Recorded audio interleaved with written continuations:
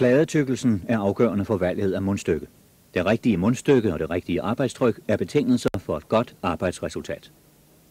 Inden vi kan indstille arbejdstrykket, skrues reguleringsskruerne helt ud for at beskytte manometrene. Flaskeventilerne åbnes maksimalt en halv omdrejning. Findes der en flaskenøgle på acetylenflasken, så lad den blive der.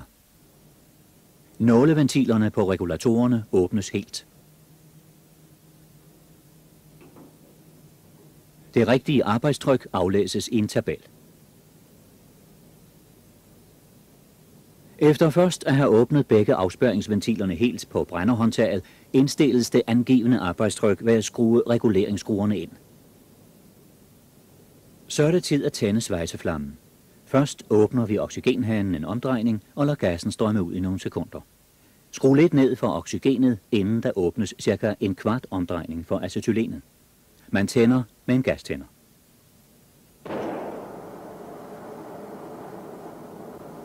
Ved først at åbne for oxygenet reduceres risikoen for, at acetylenet strømmer bagud og forårsager tilbageslag.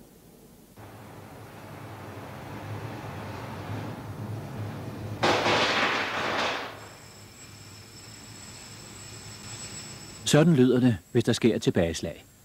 Husk at tage det roligt. Du har 10-11 sekunder til at lukke afspærringsventilerne og hanerne på flaskerne.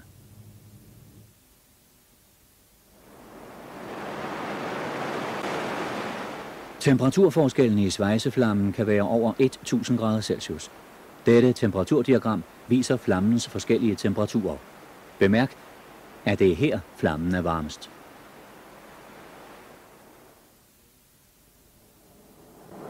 Afhængig af hvilken acetylen-oxygenblanding vi stiller ind på, får vi forskellige svejseflammer. Det er vigtigt, at den rigtige type svejseflamme bruges til det materiale, der skal svejses.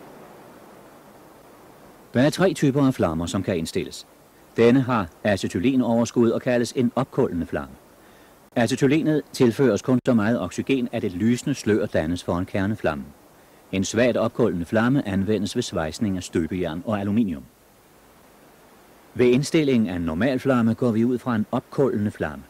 Acetylenmængden mindskes, og oxygenmængden øges skiftevis, så sløret forsvinder ind i kerneflammen. Anvendes ved svejsning af alle typer af stål og kobber. Ved indstilling af en svagt reducerende flamme, dvs. en flamme med oxygenoverskud, går vi ud fra en normal flamme. Acetylenmængden mindskes, og oxygenmængden øges til den farveløse zone forsvundet. Anvendes til svejsning af messing og bronze. I håndbogen Svejse, skære, lodde får du mere at vide om anvendelsen af de forskellige flammer.